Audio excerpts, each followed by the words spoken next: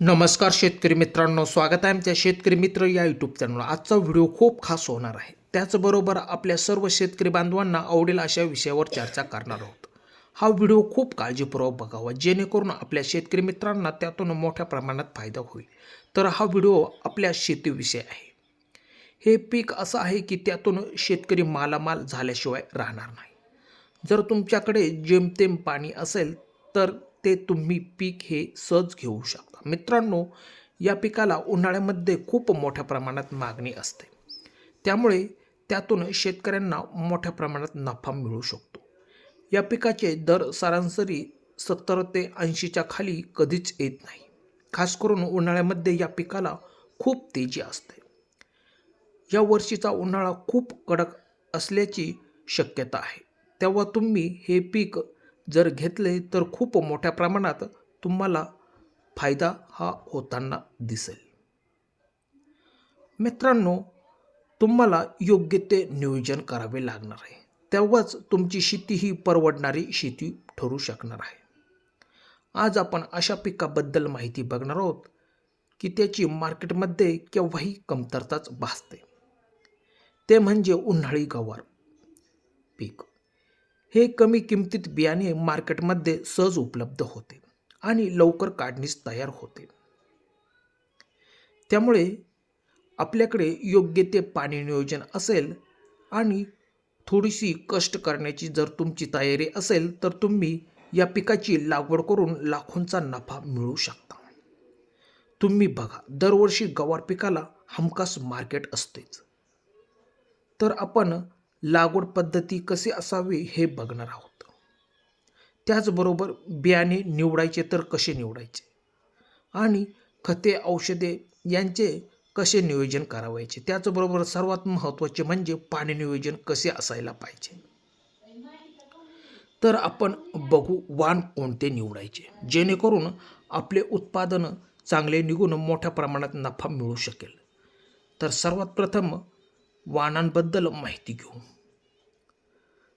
तर एक नंबरला आहे नीलम 61।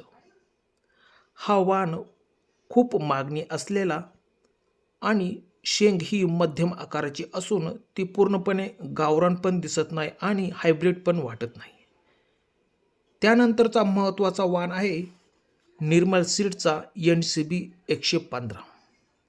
या वाणाला पण लक्षणीय मागणी आहे। बरेच शेतकरी या वाणाची निवड करून लागवड करतात, कारण उत्पादन हे मोठ्या प्रमाणात निघते। त्यामुळे तुम्ही गवार लागवडीचा विचार करत असाल तर या दोन वाणांची तुम्ही निवड करून लागवड सहज करू शकता। गवार लागवडीसाठी जास्त काही जमीन लागत नाही। तुम्ही सरासरी 15 ते 20 गुंठ्यात योग्य नियोजन करून लागवडीचा विचार सहज करू शकता। त्याचबरोबर लागवड करताना सरीवर लागवड करण्यापेक्षा तुम्ही योग्य रीतीने बेड पाडून त्यावर मल्चिंग पेपर अंथरून त्यावर तुम्ही लागवड केलेली कधी पण चांगली असेल। बेडचे अंतर हे तुमच्या पसंतीनुसार 2.5 किंवा 3 किंवा 3.5 फुटाचे बेड पाडू शकता व त्यावर तुम्ही लागवड सहज करू शकता। जास्तीत जास्त अंतराचे म्हणजेच 3 फुटाचे बेड पाडावे, जेणेकरून त्यात 2 ओळी बसतील। त्यात झाडांतील अंतर 1 ते 1.5 फुटांपर्यंत ठेवावेत। तुम्ही जेवढे अंतर जास्त ठेवशाल तेवढी हवा खेळती राहून आपल्या पिकाची वाढ ही जोमाने होऊन त्याला कोणत्याही प्रकारचा रोग जडणार नाही। तुम्हाला गवार लागवडीच्या आधी बीज प्रक्रिया करून घेणे खूप महत्त्वाचे ठरेल, कारण बीज प्रक्रिया जर केली नाही तर तुमचे बियाणे हे योग्य रीतीने उगणार नाही। त्यामध्ये तुम्ही साप किंवा 22 किंवा M45 अशा बुरशीनाशक पावडरी घेऊन तुम्ही बियाणाला लावून लागवड करू शकता। याचे प्रमाण आपल्याला 10 ते 15 ग्रॅम घेऊन बीज प्रक्रिया महत्त्वाची करून घ्यावीच लागेल।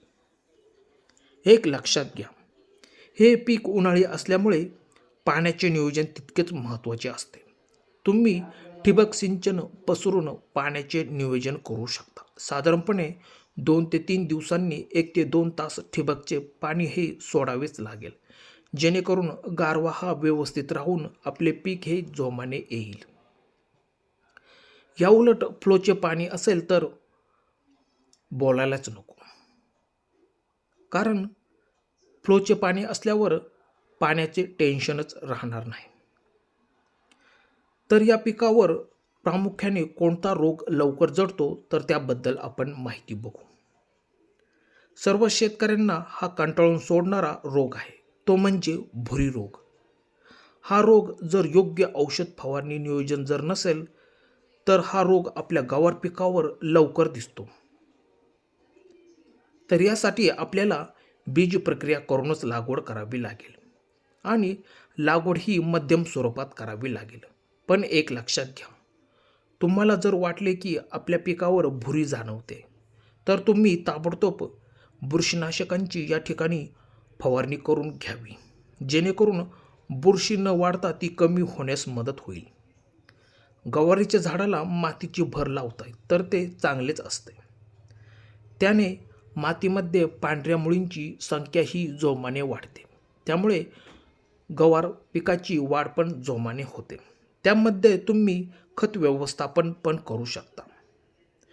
त्यात तुम्ही रासायनिक खतांपेक्षा सेंद्रिय खतांचा या ठिकाणी वापर पुरेपूर करू शकता. मित्रांनो, हे झाले सर्व गवार पीक लागवडविषयी.